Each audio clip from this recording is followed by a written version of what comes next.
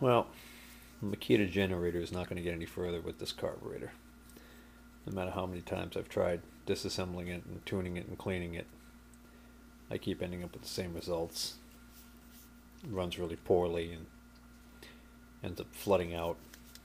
As soon as you shut the engine off, it starts pouring gas out of the carburetor. So the corrosion was just too severe, I guess, on this thing. It actually doesn't look too bad now because I kind of cleaned it up, but it was pretty corroded. And not just stale gas, but actual corrosion from sitting outside in the rain uncovered for years. So I checked into a new carburetor, and the new carburetor is almost $200, and I didn't want to invest that kind of money into this generator, even though it's got low hours on it.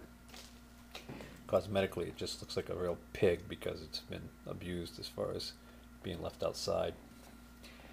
So I hadn't done anything with it, and then I was at the scrapyard dropping off a load of metal, and lo and behold, I saw a couple of generators sitting over in the corner, and one of them was a Makita, just like mine.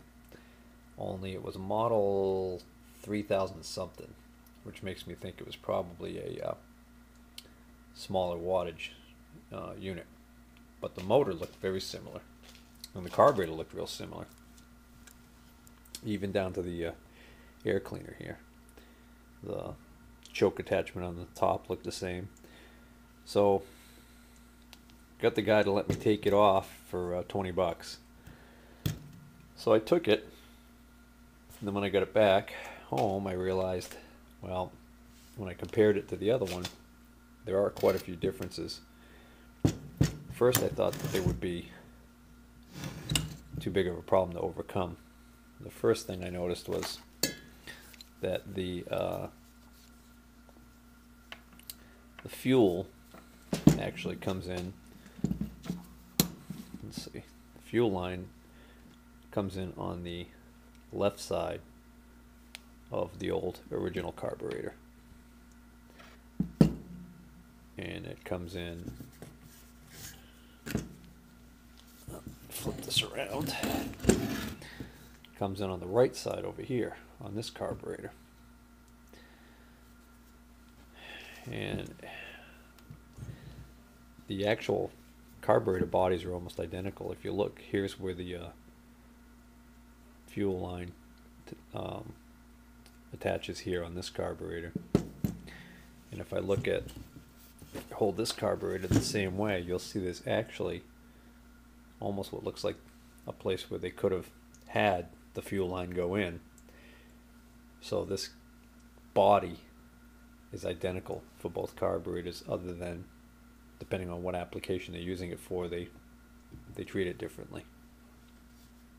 So if you look on the other side of this carburetor, sure enough, there's a blind hole right here that would have been where the fuel line would have gone in on this one if they wanted to come in on the left side.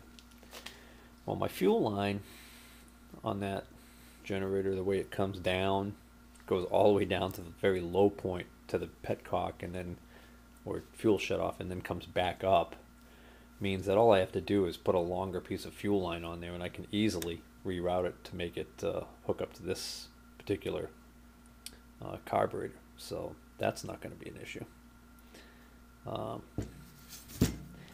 The only thing is that this is actually pointing up instead of pointing down like I wish it would, because the fuel line comes up from the bottom. This one, obviously the fuel line came directly from the overhead shut off. The other issue on the top here, if you look at the linkages, this choke one's identical, but this throttle body, this throttle butterfly one right here is different. If you look at it, it's actually kind of like tall, as opposed to, if you look at this one here, and the choke's identical, but this one's got this short one. Now again, first I thought, well, it's going to be hard to get the linkages to work correctly with this one, and then I realized, well, I bet you I could just take this whole shaft out of this one and put it into this one. So I might do that. And the last difference I noted was that this one has just a standard bowl on it, whereas this one has the bowl with the solenoid in it. Now, that's also something I could probably do. I could probably just swap this bowl over to the other one if I want to. But before I do any of that, I decided what I'm going to do is I'm going to try and clean this carburetor just the way it is, with all of its original parts, and install it on there temporarily and just see if I can get the motor to run smoothly. And then that way, if I can get all that to happen, then I'll start toying around with transferring some of the parts from this old carburetor to this new find of a carburetor to actually be able to hook it up permanently and make it work permanently. Another thing I would have to take into account is on this carburetor, I'd be willing to bet that some of the jets, if I remove them from this one, are going to be different sizes than the ones on this one. But I think all they do is they use the same carburetor body and they change the jet size. So the main jet's probably a different size on this one than it is on this one, because I think, again, this was a lower horsepower, lower wattage generator. So if I have to, I'll do that later. So when I initially looked at this, I thought that I was just going to be dealing with a carburetor with some, gummed up varnish in it. Because looking down the throat, this one's a lot cleaner as far as corrosion goes. These ports look nice and open and clean. But when I took the bowl off, unfortunately, there's a lot of corrosion in there. Matter of fact, it's coming out in dust. But I still think I could work with this carburetor.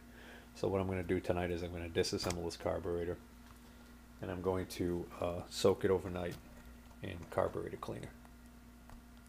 This is interesting. I don't remember this large bracket on the original one when I was disassembling it. Of course, that was quite a while ago that I originally took that all apart, but not quite sure what this bracket would have done.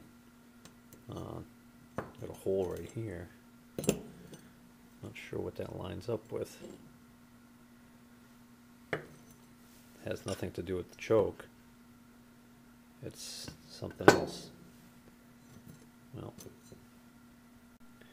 before I remove this pilot screw, I'm going to make note of the position. First, I'm going to remove the plastic cap that's on the end of the screw. This basically acts to limit the amount that you can turn it. It's got basically this plastic edge right here, hits this metal stop. So right now that's pointing down the halfway point between the two ends of the rounded section are pointing at 5 o'clock. So then I'm going to pop that off, and then I'm going to find out exactly how far out that screw is adjusted by turning it until it softly bottoms out and then counting the revolutions that it takes to get there. Okay, so it was 2 full turns to get this pilot screw to bottom out. I can look down in there and can't see with the camera, but I can actually see the metal that's nice and clean in there. This is already looking like the passages on this carburetor are in a much better shape. So I think maybe all the corrosion in this particular carburetor was just limited to the bowl. Okay, I just sprayed some cleaner on the outside and get all the heavy dirt off the outside of the body. So that now I can take this jet out right here, not have to worry about any of that heavy gunk getting down inside the hole. I took the little jet that's in the same position on the old carburetor out just to look at them, to compare them. Apparently there is a difference. There's a number stamped. I had to kind of clean this up pretty good to see it. This is the original one. You can see it's got a lot more corrosion damage to it. This is the one off my more recent carburetor find. It's in much better condition, but I don't know if I'm going to be able to get away with using it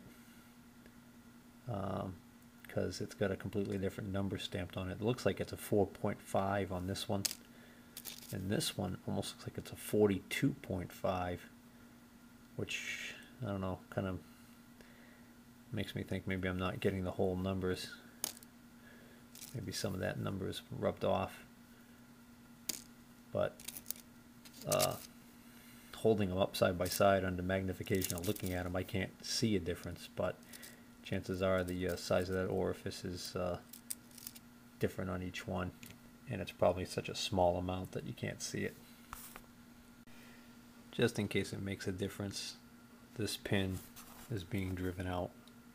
Pin that holds the float is being driven out from left to right in this direction. It's actually got a flat section on the end over here that when this pin is driven back in, this side of the pin is flush with the end here, and this little part right here actually sticks out further. So that's coming out this way.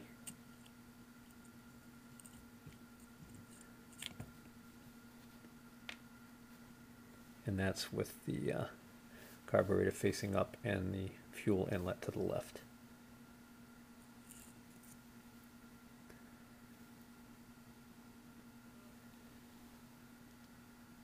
That doesn't look too bad.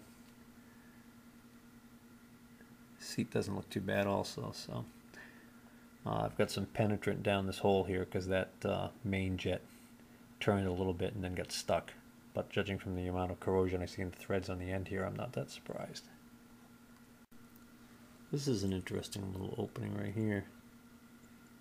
It's removable and cleanable, and I don't remember seeing it on this carburetor, which means either I completely missed it and maybe it's clogged, or it doesn't exist on this carburetor. Not sure. But I'm going to take that one out also. Well, this main jet, I finally got it out. It was really stuck in there, and ended up trying to get it out with the screwdriver. Tried several different size blades to try and get a good purchase on the groove there, only to have the groove crumble away, and then I couldn't get it out, and the screwdriver just kept grinding at the top of the soft brass. So end result was I had to stick an easy out in there and get it out that way. Of course, that pretty much destroys this, but this is from the carburetor that came off the smaller engine, so I'm hoping I'm going to be able to take the one that's in here, which I did clean and did look like it was in pretty good condition, out of this carburetor and put it into the new carburetor, or the newer carburetor. Okay, I'm going to remove these two screws so I can remove this throttle butterfly, and that will allow me to remove this entire shaft assembly. Before I remove it, I want to make note of the fact that with the carburetor facing towards me in this orientation, that the numbers on the butterfly actually face to the right and face out. That way I can make sure that I put the butterfly in exactly the same way. And as with many of these small tiny screws that are used to hold butterflies onto shafts, there's Loctite on the threads, so we're going to definitely want to put Loctite back on those when I reinstall them. Time for the carburetor to go for a bath. This is the carburetor cleaner with dipping basket from Napa, and I've never used this particular product before, but I've heard good things about it, so I'm going to try it tonight. I'm going to put the stuff in there, swish it around a little bit, and there's a small parts basket in there also, so you can put the small parts in there, and then I'm going to leave it to soak overnight.